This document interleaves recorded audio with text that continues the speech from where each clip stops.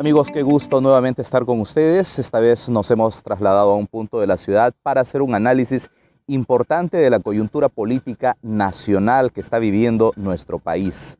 Estamos escasamente un mes de la asunción del nuevo presidente de la República y el Congreso Nacional, en donde la representación de los ucayalinos se ha visto realmente en una posición interesante, tomando en cuenta de que por primera vez en la historia de las elecciones congresales, Ucayali se ve representada por 3 de ellos en curules y de hecho también nos permite tener un análisis más somero de cómo está la situación. Hoy está con nosotros el congresista de la República, Elvis Vergara, para poder hacer un análisis precisamente de esta situación. Primero, cómo está la situación política desde la perspectiva del legislativo en nuestro país y realmente conocer si es que estos mitos de que hay un cogobierno entre Perú Libre, el presidente elegido y quien está detrás del poder.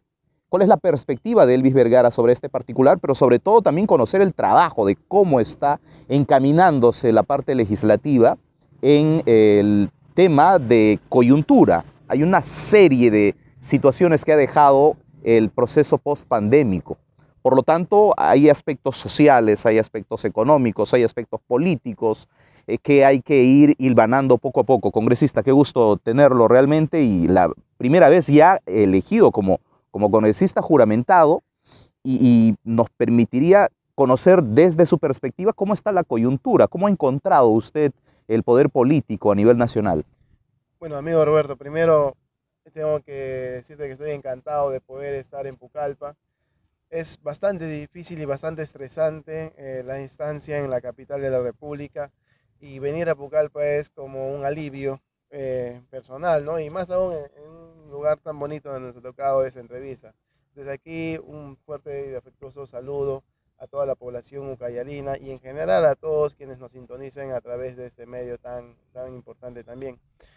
La coyuntura política actual está muy difícil. De hecho, estamos en los días más complicados. Este día jueves 26 se presenta el Consejo de Ministros al Pleno del Congreso para pedir el voto de confianza.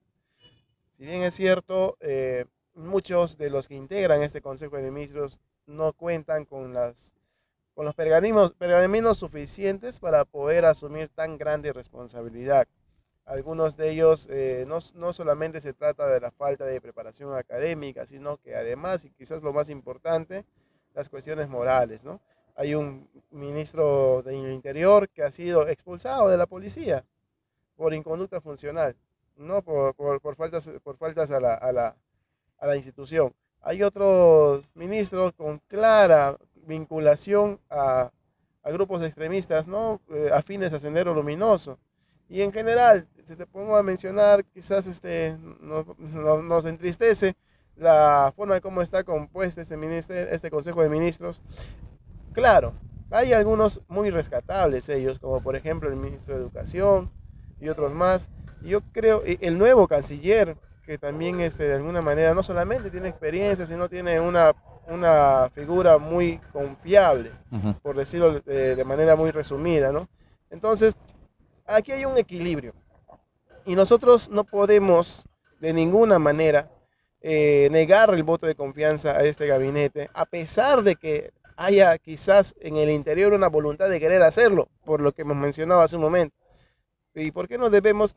Porque esta coyuntura ha generado una crisis política terrible y esta crisis política consecuentemente ha agudizado la crisis económica que ya hemos venido atrasando a causa de la pandemia, ¿no? Entonces la pandemia nos ha dejado un forado económico terrible y sumado a la crisis política que ha hecho que muchos capitales locales, muchas empresas y empresarios locales y extranjeros saquen su dinero del país y lo lleven a invertir en otro lado, esto ha hecho que esa crisis económica se agudice más. Y si nosotros, en vez de darle tranquilidad, metemos más el dedo en la llaga, por decirlo de alguna manera, más vamos a agudizar esta crisis. ¿Y quiénes son los que finalmente más sufren? La población de a pie. La población que ahora tiene que pagar, lo que pagaba 3 soles para irse en su motocarro, ahora tiene que pagar 6 soles. La población que compraba su gas a 35 soles, que ahora paga 54, 55 soles. La población que la canasta familiar la podía solventar con su sueldo y que ahora ya no puede. Entonces nosotros tenemos que pensar en que tenemos que ser muy inteligentes. Si bien es cierto, hay buenos ministros y hay malos ministros en este consejo, le vamos a dar, esa es una posición personal y que comparto con muchos miembros de mi bancada, por lo menos, vamos a darle el voto de confianza al Consejo de Ministros, pero a la vez vamos a empezar a interpelar y a censurar a los que no merecen estar en ese Consejo de Ministros. Eso creo que sería la salida más viable para el país, sin pensar en nosotros, sin pensar en los grupos políticos, para el país, pensando en país. Ahora, ¿cuál es la sensación de usted como parlamentario y de la bancada suya? No sé si ya tendrán una percepción respecto a la situación de un cogobierno en el país. Se dice que el presidente Castillo es impuesto muchas veces por el presidente de su partido, el señor Cerrón, Vladimir Cerrón, y que incluso Cerrón tendría el sartén por el mango, tomando en consideración que el premier es justamente la propuesta del partido y que tendrían el control político y administrativo del poder ejecutivo. Para poder entender eso, primero tenemos que retroceder el tiempo a antes de la segunda vuelta, al inicio de este proceso electoral. El partido que inició este proceso para Pedro Castillo fue el partido de Cerrón. Vladimir Cerrón no solamente es secretario general, sino que es dueño de Perú Libre. Al igual como Keiko Fujimori es dueño de Fuerza Popular, al igual que Acuña es dueño de APP. O sea, son partidos que tienen dueño, que no hay otro que pueda ir y hacer o deshacer en ese partido. ¿Por qué? Porque ella es su dueño. Entonces, al inicio del proceso electoral, Vladimir Cerrón le buscó a Pedro Castillo y lo impulsó como candidato. Ya en la segunda vuelta se han tejido alianzas con otras organizaciones, por ejemplo, Patria Roja, el partido de Verónica, el Movadef, etcétera, etcétera. Hay varios sectores de izquierda, tanto moderada como radical, que se han sumado al esfuerzo de Perú Libre, que inició Perú Libre. Entonces, hoy en día, si bien es cierto, este Consejo de Ministros está integrado precisamente por una mixtura de representantes de diversos sectores de izquierda, moderados y radicales, pero en esencia, quien ha empezado el proceso y quien tiene, como bien lo dijo usted, el sartén por el mango, porque tiene mayor peso político dentro de esta alianza, es Perú Libre y en consecuencia pues Vladimir Cerrón. Es claro y es preciso lo que usted dijo. El premier Bellido responde a los intereses y a las proyecciones políticas y económicas de Vladimir Cerrón. Así que definitivamente, si Pedro Castillo quiere realmente tener independencia y quiere tener autonomía en su gobierno, tendrá pues que empezar deshaciéndose del partido que le inició el proceso para llegar a ser presidente. Bueno, aunque pareciera incongruente, ¿no? Porque uno entra con un partido precisamente porque le da ese respaldo político, les da ese respaldo que necesita para poder llegar a consumar todos los proyectos que han empezado. Y uno de los principales proyectos que han impulsado ellos desde la campaña, sin duda, es el tema del cambio de una nueva constitución, que si bien es cierto, la propia presidenta del Congreso de la República ha hecho frente y ha hecho bien claro de que ellos van a ser los primeros en oponerse, no sé si está dentro de esa misma postura usted. O sea, ¿amerita un cambio la Constitución o ameritan solamente cambios constitucionales que ayudarían a dinamizar las políticas públicas? Bueno, no solamente mi persona, sino mi partido ha puesto una postura clara en el proceso electoral en primera vuelta.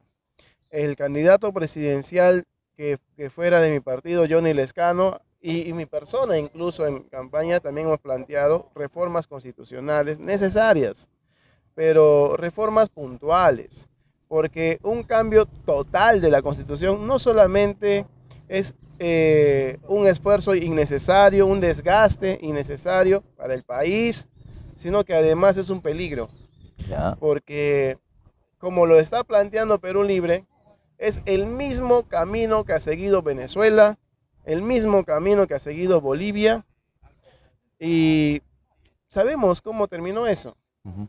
Sabemos cómo terminó eso y por lo tanto hay un dicho que dice, si quieres resultados distintos, tienes que hacer las cosas de manera distinta, porque no puedes hacer las cosas igual y querer resultado distinto. Entonces, si es que insisten ellos con una asamblea constituyente, yo creo que es porque tienen una idea similar a la que se ha aplicado pues, en esos otros países. ¿Perennizarse en el poder? Por ejemplo, nuestro partido ha planteado reformas constitucionales incluso desde la época en la que fue presidente Valentín Paniagua Corazao, allá por hace 20 años atrás, ¿no? Y Valentín Paniagua, siendo presidente de la República, a través del Acuerdo Nacional, él se juntó con el Acuerdo Nacional, de hecho él es el impulsado del Acuerdo Nacional, la mesa de concertación, la Comisión de Transparencia y todas estas instituciones donde se discuten y se debaten pues, políticas de Estado, y no de gobierno, sino de Estado, es totalmente distinto. Es donde han nacido algunas propuestas de cambios necesarios a la Constitución, como por ejemplo en el factor económico, ¿no? Que no podemos permitir, por ejemplo, que nuestro gas que se saca del suelo peruano, del suelo ucayalino incluso, parte de ello, claro, termine en el extranjero y acá nos vendan el gas más caro de la región. Eso no se puede permitir, pero no podemos hacer nada, estamos de brazos atados mientras que no haya reformas necesarias a la Constitución. ¿Eso no sería una justificación como para poder dar pie a un cambio de la Constitución? Porque justamente estas políticas públicas son las que han amarrado estos contratos, estos convenios con estas empresas transnacionales que de alguna u otra manera ellos se sienten justamente protegidos por la propia Constitución. Es que es una idea clara. Mira, nosotros lo que queremos en realidad es cambiar lo que realmente es necesario, pero eso de cambiarlo todo y de que todo está mal y que todo se vaya al tacho, esa es una clara posición de los radicales. Y los radicales, tanto de izquierda o de derecha, finalmente han hecho cosas que han terminado mal. Correcto. Así que no creo que debamos permitir, más bien lo que nosotros debemos hacer es hacer consensos. Traer de esas épocas de 2001, 2003, 2002, traer esas propuestas ahora, actualizarlas, debatirlas, y la Constitución misma permite su cambio parcial. La misma Constitución permite su cambio, no es necesario cambiar la Constitución si ella misma permite su cambio parcial. O sea, no tendría mucho sentido. Pero además yo quiero decirte una cosa a manera de reflexión, estimado Roberto. Todo esto sucede por la crisis de los partidos políticos. Partidos políticos que no tienen ideología, que no tienen doctrina, sí, pues, que no tienen formación, que tienen que traer a una persona de otro lugar para que los represente. Partidos que llevan el nombre o el apellido de sus candidatos natural como símbolo. PRACA, PPK, A. ¿no? Pero es lo que ha dicho usted, pues, son dueños de partidos, no son partidos políticos que nacen con el juego de la democracia, que da una transferencia permanente de figuras políticas que son las que deberían naturalmente ir surgiendo a medida que avanzan todos los años, ¿no? Así es, mira, el APRA, Acción Popular, que han sido los que han ido evolutivamente dando nuevos rostros. Sí, yo lamento mucho lo que pasó con el partido aprista. De verdad, para mí es muy lamentable el hecho de que Alan García haya personificado al partido aprista cuando el partido aprista no era Alan García, pero lamentablemente ha personificado tanto a un partido que cuando él desaparece, todo el partido desaparece. Eso es muy lamentable. Eso, por ejemplo, es distinto con Acción Popular. Acción Popular hace muchos años, institucionalmente incluso, hace 6 años atrás no cuenta con dirigentes. No hay dirigentes en Acción Popular hace muchos años y nos ha tocado llevar el proceso electoral de 2016 con Barnechea sin dirigentes. Nos ha tocado llevar el proceso electoral de 2018 municipales sin dirigentes. Nos ha tocado llevar el proceso electoral 2020 municipales sin dirigentes. 2020 las complementarias, claro. Las complementarias sin dirigentes. Y estas últimas elecciones sin dirigentes, 4 procesos electorales sin dirigentes ni nacionales ni regionales. Esa es una clara muestra de la crisis pues, que hay, claro, institucional pero, dentro de los propios partidos políticos. Pero ¿cuál es la diferencia? Acción Popular se ha sostenido por su militancia. Está viva y hay representantes. Hay ideología, pues, como en mi caso, por ejemplo, por su militancia. No hay dirigentes, pero el partido existe y se mueve. Bueno, dicho sea de paso, aprovechando la oportunidad, este próximo mes, el 25 de septiembre, después de 6 años, recién vamos a elegir dirigentes nacionales y regionales. Espero que esta sea la oportunidad para poder fortalecer aún más el partido, que finalmente es producto de la voluntad del pueblo, de la militancia, ¿no? Correcto. Y eso, para terminar nada más chiquito, y eso es lo que nosotros tenemos que hacer. Tenemos que impulsar el fortalecimiento de los partidos políticos, pero especialmente la formación de cuadros, para que no vayan unos con las disculpas del caso, no quiero usar más improvisados, ya. Unos improvisados a representarnos, que no saben ni siquiera dónde están parados y salen, por ejemplo, una persona a decir que leer te da Alzheimer y cosas por el estilo, ¿no? Entonces necesitamos formar a nuestros representantes, porque quien va a representarte tiene que ser quizás no mejor persona que tú, pero por lo menos tratar de serlo. ¿No? Y eso se debe que lograr a través de la institucionalización de los partidos políticos. Correcto. Permítame ahora, de todo este análisis nacional que hemos hecho, permítame ahora aterricemos un poco la realidad local, que es finalmente la esencia que le ha llevado a convertirse usted en parlamentario y en representante de los ucayalinos dentro del Congreso de la República. Usted ha dicho una gran verdad, hay una crisis de cuadros, y estamos a puertas de un nuevo proceso electoral municipal y regional. Sin embargo, esto nos debe también llevar, y a ustedes a mirar desde arriba, desde el Poder Nacional, respecto a cómo debemos ayudar a salir de todo este proceso que ha quedado congelado en los años. Oiga, no es posible que hayan transcurrido más de 16 años, hayan pasado ya más de 3 gestiones regionales y municipales, y hasta el momento Pucallpa y cada uno de los distritos y provincias que forman parte de la región Ucayali no han podido ir avanzando de acuerdo a las circunstancias en su proceso de desarrollo evolutivo. No es posible que con más de 600.000 habitantes la población aquí en Pucallpa, los conos norte, sur y centro, los distritos de Manantay, Yarinacocha y Cayería sean los que más techos de pobreza y necesidades insatisfechas estén sin ser atendidas por el propio Estado peruano. No es posible que de aquí nomás a 10 minutos del centro de la ciudad no hayan servicios básicos como agua, desagüe, energía eléctrica en algunos asentamientos humanos, y la pobreza nos esté ganando, que ya incluso estamos camino a la miseria, no la pobreza, sino la pobreza extrema, por Dios, congresista. O sea, ¿qué ha pasado? ¿Qué ha pasado con quienes nos han ido gobernando poco a poco, tanto en las municipalidades como en los gobiernos regionales, que hoy tenemos alcaldes y regidores procesados, incluso encarcelados, y otros prófugos de la justicia? Es deprimente en realidad, y lo peor es que no a 10 minutos, acá 5 minutos nada más. El asentamiento humano Roberto Ruiz Vargas está a 5 minutos del centro de la ciudad. Vea el asentamiento humano Roberto Ruiz Vargas. Es más, ve al fondo de la avenida de San Ispeña, de la histórica avenida de San Ispeña. Por la Hollada. A 3, 4 minutos del centro de la ciudad. Claro. Menos incluso. Gente que no tiene desagüe, que no tiene luz eléctrica. Está en la ciudad y no tiene luz eléctrica, imagínese usted. No tienen agua potable, tienen que cargar con baldes de agua de otro lado para poder bañarse, para poder comer. Estamos en una metrópoli, de hecho hay 3 distritos juntos que hacen una gran ciudad. Pero esta gran ciudad, si bien es cierto, está muy mal atendida, está muy postergada en los extremos, sobre todo en la parte urbano marginal, como se llama, mal llamado en realidad. Pero si usted se deprime por eso, imagínese cómo podríamos calificar cuando vamos más allá. Macicea tiene cuando vamos al sector rural, que es peor todavía. Macicea tiene 123 años de formación. Macicea está a 3 horas de Pucallpa. Macicea, 123 años de formación, a 3 horas de la ciudad, no tiene luz eléctrica. Las 24 horas. Tiene solamente 4 horas de luz eléctrica. No tienen agua ni desagüe la mayoría de su población.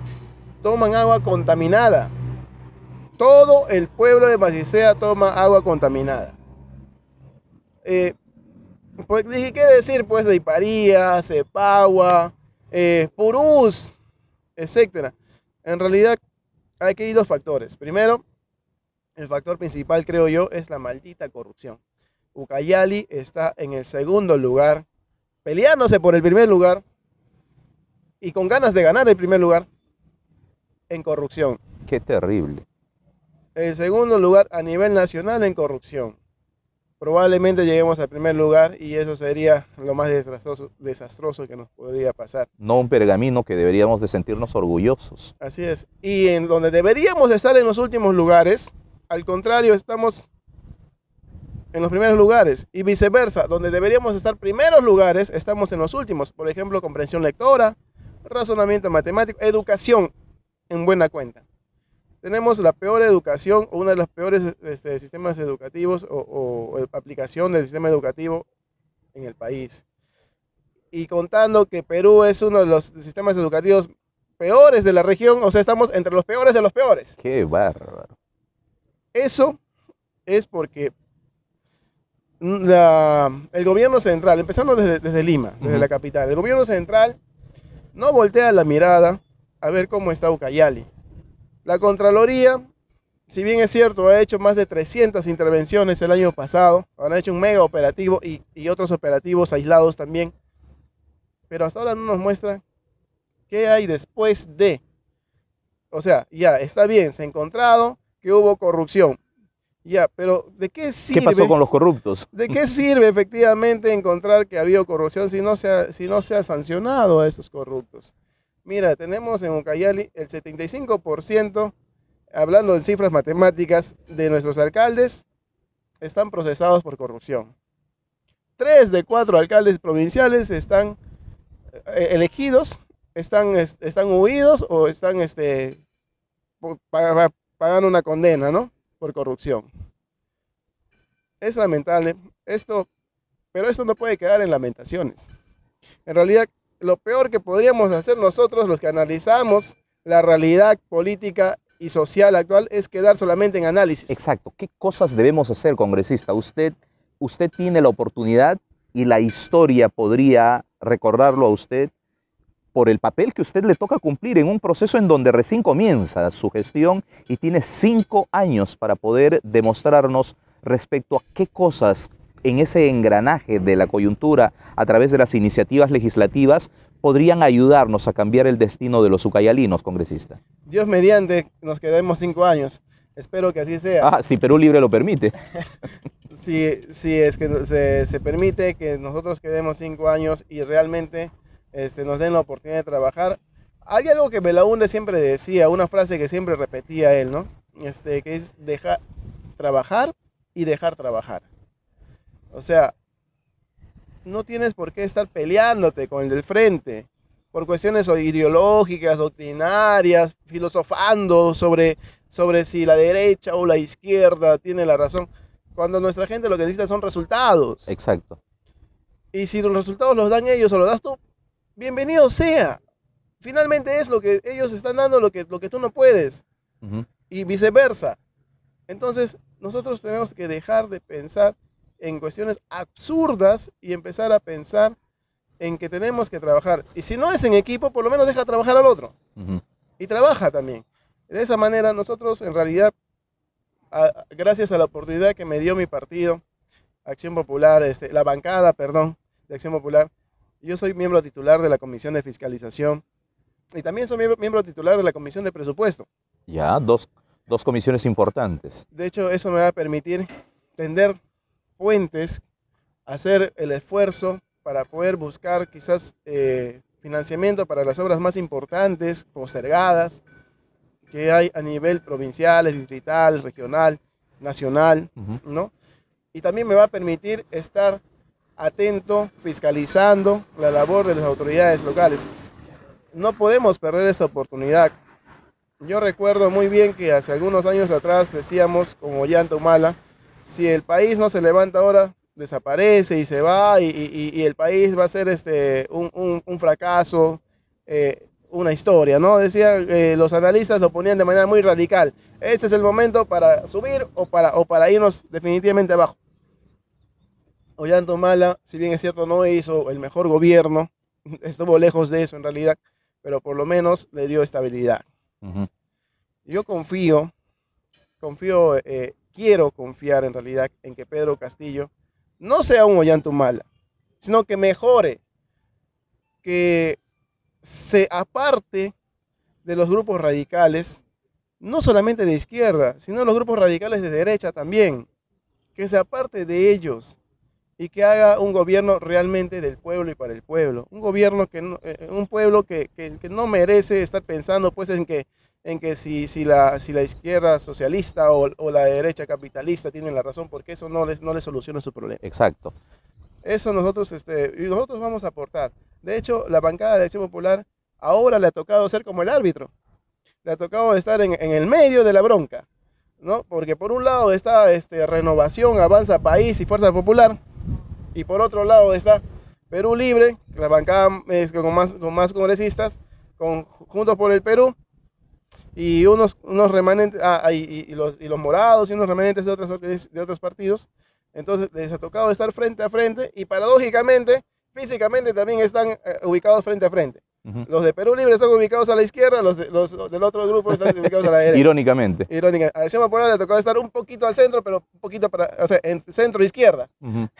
Podría decirse un voto dirimente frente a una coyuntura en la que tendrían que tomarse grandes decisiones. Permítame ir ahora, congresista, al terreno local, las aspiraciones de Acción Popular frente a un escenario en donde estamos el próximo año para elegir alcaldes, regidores y gobernadores.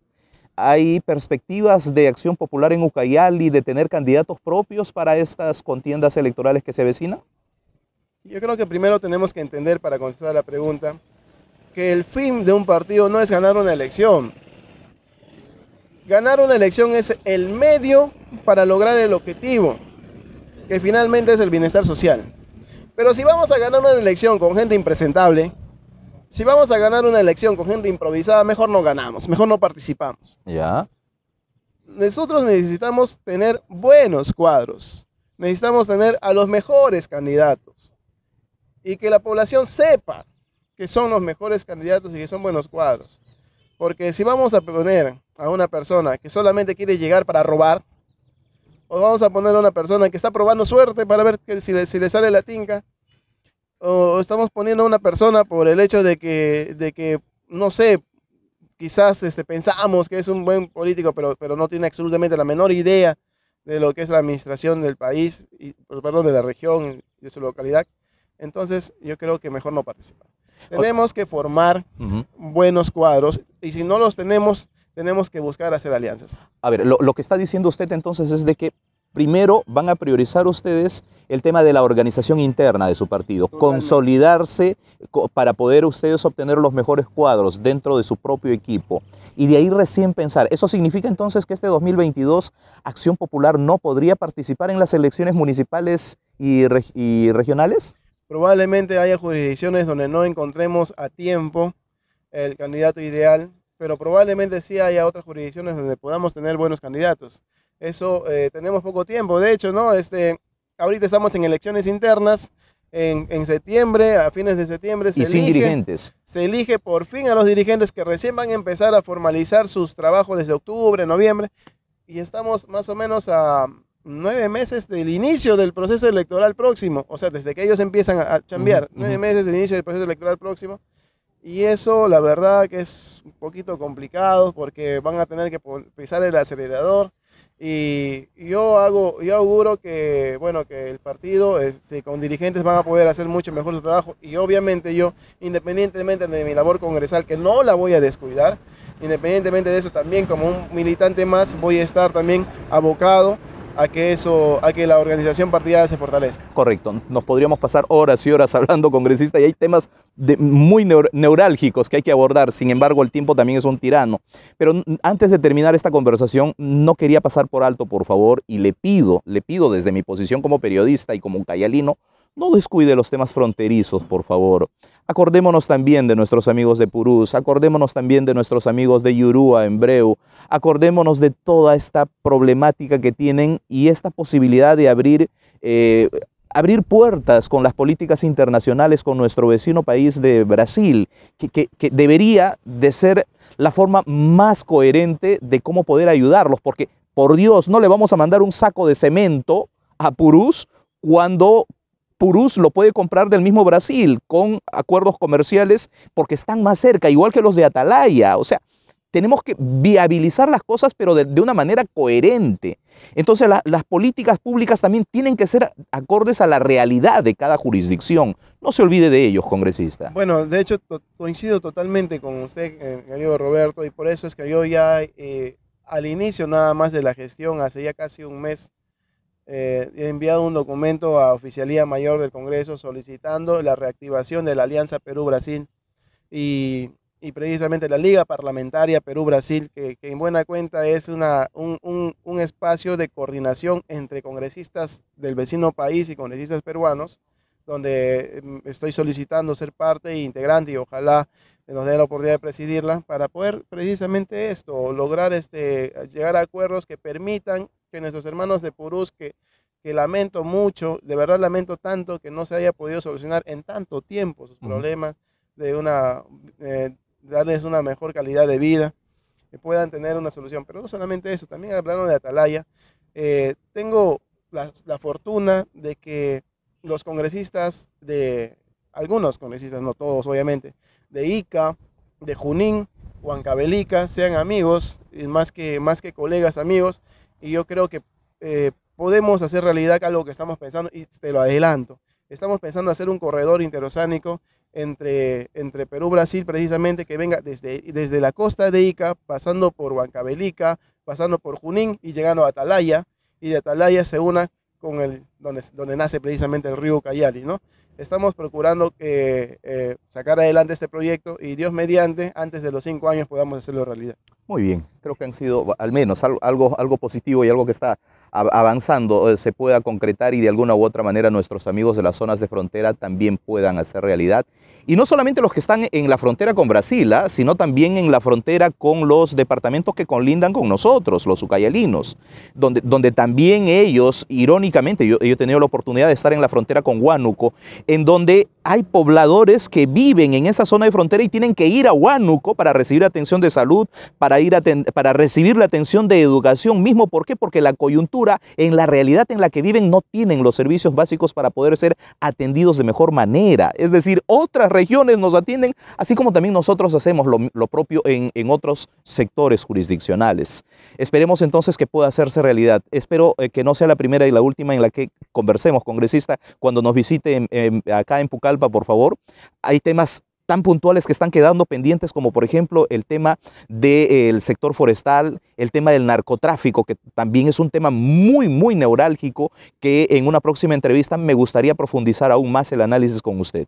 Gracias por la deferencia que ha tenido de atendernos. Para mí, muchas gracias. En realidad, yo estoy encantado de poder conversar con la población. No puedo llegar a la casa de todos y los medios de comunicación como el suyo es una gran oportunidad para poder llegar a ellos. Y bueno, si bien es cierto, en esta oportunidad hemos venido en una visita relámpago, por decirlo así, porque no hay semana de representación este mes y por lo tanto no ha habido la posibilidad de quedarnos el tiempo que quisiéramos, pero no podíamos dejar de venir tampoco. Muchas gracias, Roberto, por esta oportunidad. Una vez más, gracias a la población ucayalina que confía en nosotros. Nosotros no vamos a hacer solamente floro. Vamos a procurar venir cada semana de representación y decir, esto hemos avanzado, esto hemos logrado y en este camino estamos. Eso es nuestra meta de trabajo permanente y créanme ustedes, finalmente no nos van a conocer por palabras, sino por hechos. Correcto. Gracias, congresista. Hasta la próxima.